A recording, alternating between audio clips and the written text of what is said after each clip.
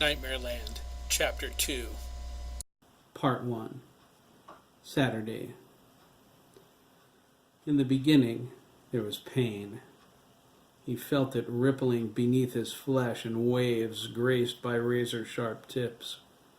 It chorused suffering from every broken bone in his body, in a tune even his soundless ears could hear. It cut through his sleep. It was his reward for charging into danger without a second thought to save someone's life. It taught him a valuable lesson about himself.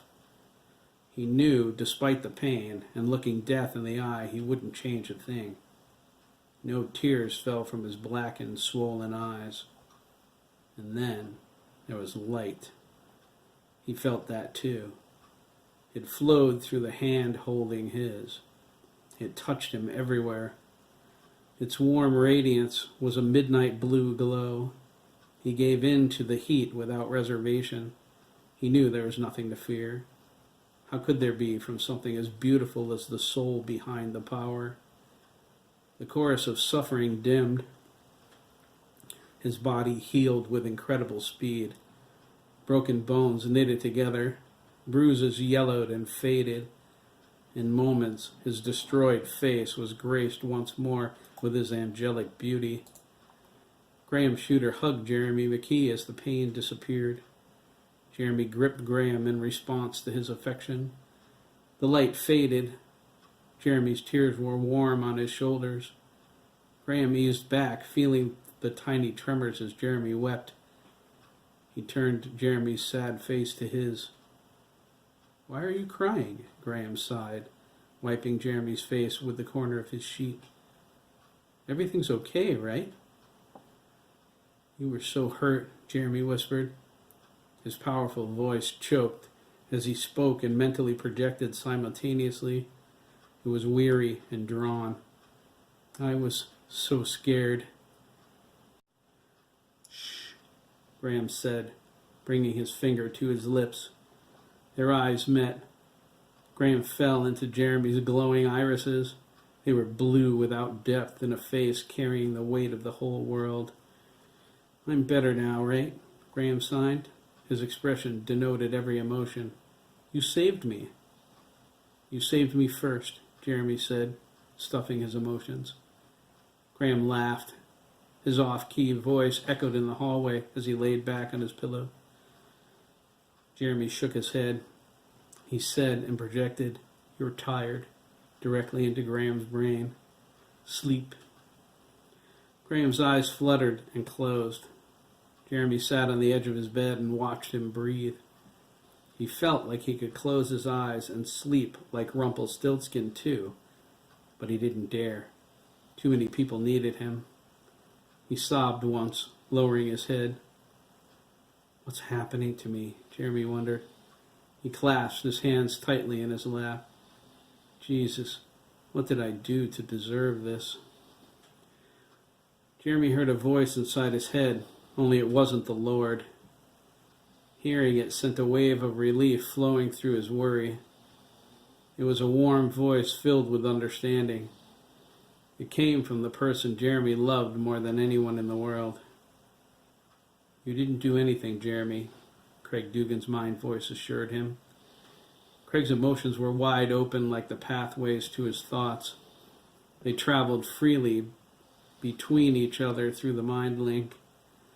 It was a feeling no one on earth had ever experienced. They wondered if it was humanity's destiny to be a single soul, a brotherhood of consciousness. Was everyone pieces of one massive entity? Being woven together felt right. They couldn't imagine it being any other way. Craig's emotions were wide open, like the pathways to his thoughts. They traveled freely between each other through their mind link. It was a feeling no one on earth ever experienced. They wondered if it was humanity's destiny to be a single soul, a brotherhood of consciousness. Was everyone pieces of one massive entity? Being woven together felt right. They couldn't imagine it being any other way. "I'm with you," Craig's thoughts whispered. "Lean on me." Jeremy wiped his eyes. How much more can you give, Craig? He asked and projected. How strong do you think you are? Craig pressed the button that lifted the head of his bed. The machinery made a soft humming sound that caused Dougie Mellon to stir. He was lying across the foot of the bed in a fetal position, but he didn't wake up. Mickey Downing was in bed directly across from them. He was wrapped in his mother's arms, the two of them sleeping soundly. Her light blonde hair was a shade darker than Mickey's platinum and loaded with hairspray. Craig thought her name was Alberta, but he wasn't sure. Mickey's father, Carson, was next to them, asleep in a chair. His head was tilted back. There was an open Bible in his lap. He snored with the gurgling sound of an ex-smoker. His heavy glasses had a magnifying effect on his face. His light brown hair was parted to the side. He resembled a televangelist. Craig looked on the Downings with growing suspicion. He wondered where they came from and how they knew so much about the Hill Witch. Max Ramirez was on the floor under the window. He was lying on his side, his back against the wall, his arms crossed. His expression was frustrated, even though he, like Mickey, was sound asleep. Everyone was. Derek Mellon was next to Max, his head resting on Max's forearms. Craig assumed Derek sought him out for his strength. It didn't surprise him. Derek suffered the deaths of his father, mother, and older brother. He needed someone to hold him together. It was just as well that it was Max. Emotionally, as well as physically, Max was the strongest one in their group. Dabney Copeland was lying next to Chris. They were holding hands.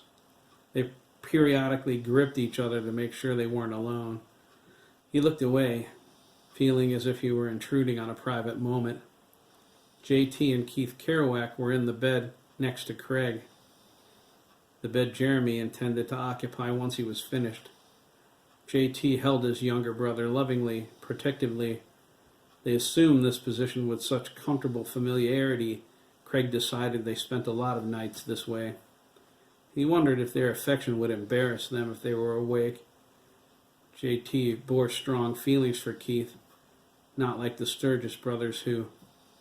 Craig stopped his racing thoughts.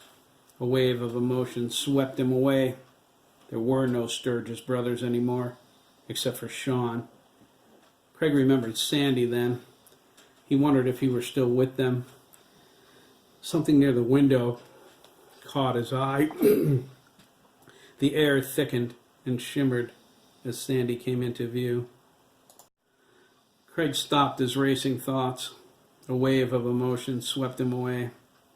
There were no Sturgess brothers anymore, except for Sean.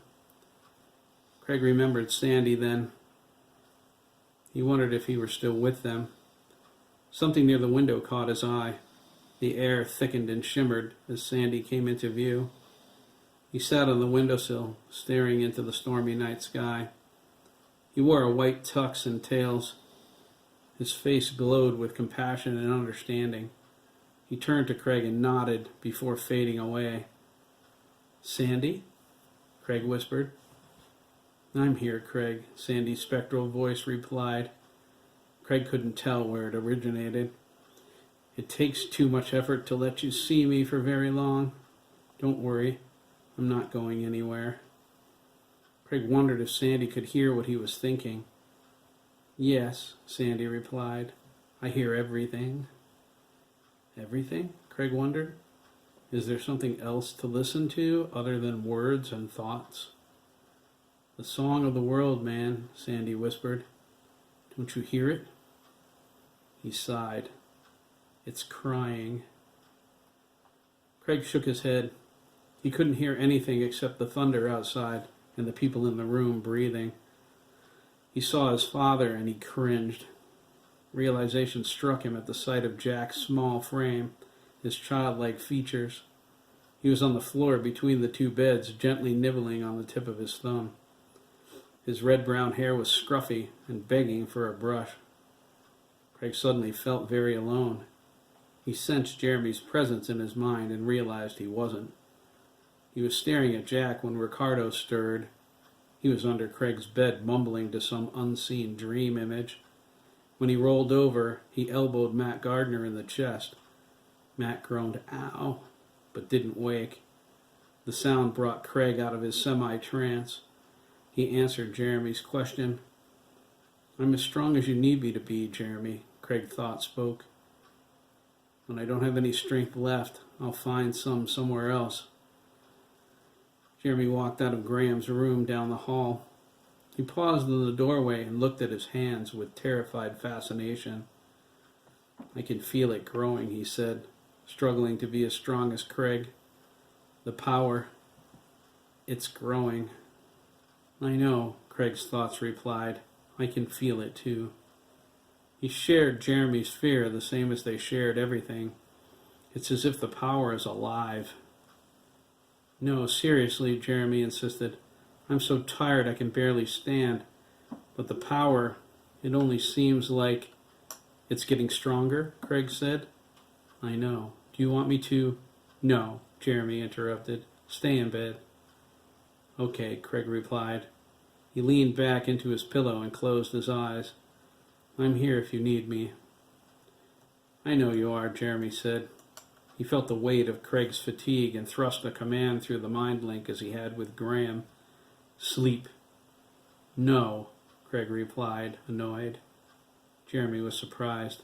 "Hey, how did you do that?" Craig shrugged. "It doesn't work on me. I'm not sure why." He closed his eyes. "Unless I let it, that is." Craig fell asleep. The moment his presence disappeared from Jeremy's mind, the power lurched forward. He gripped the wall as the thoughts of everyone in the hospital flooded his mind. There were 100 whispering voices and a myriad of feelings. It was a cascade of pain, suffering, and worry. He only needed to touch someone with the barest effort, and he was in their mind. He sifted through their memories.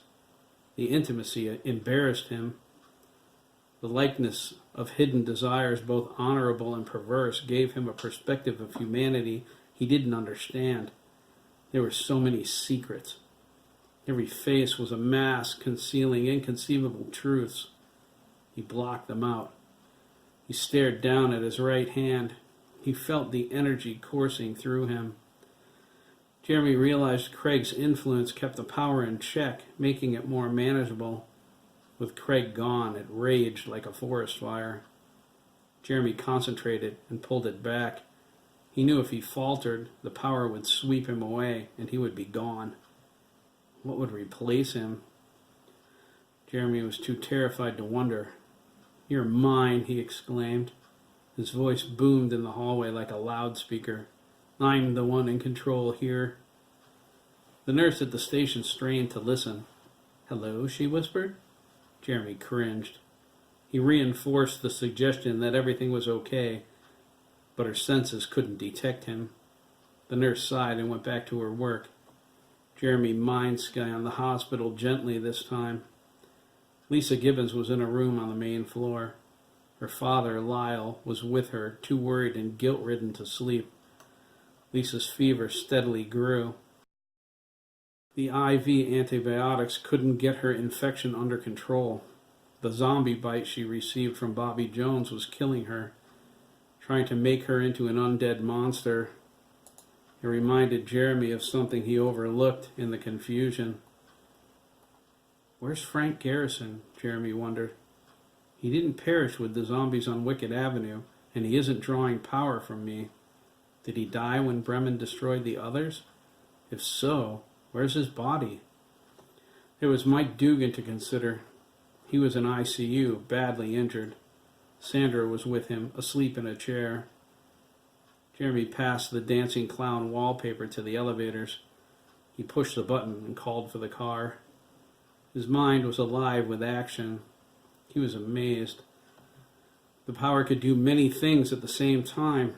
It was akin to driving a car.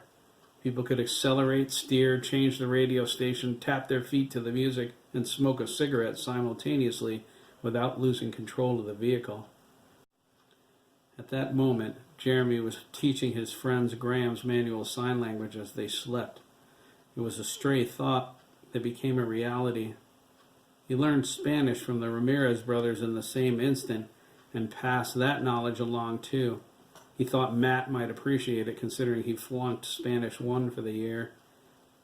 Jeremy saw that in his mind when Bremen scrambled them together. Matt peeked at his grade before he left Mr. Williams's class on the last day of school. He understood he wasn't doing well, but when he saw the F, he knew he was in for it. His mom's going to have a cow. There was more. Graham, Lyle, Susan, Mike, Sandra, JT, and Keith were ignorant to some of the events of the evening. He let that knowledge flow, but gasped when he projected it too quickly. Jeremy felt Susan's mind crack. He should have remembered her precarious mental state. JT bolted upright in bed, terrified. He slipped out of the room and into the hall bathroom. He wet his pants when the nightmare images flooded his mind. Jeremy felt a sting of regret. Another lesson learned. He stepped into the elevator. His heart sank when he heard Graham sobbing in his sleep.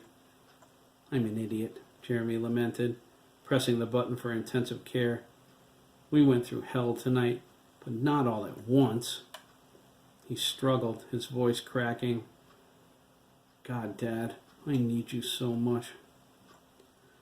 Loss ripped through his heart. It projected out from him. Lyle Gibbons ran to the sink in the nurse's break room and threw up.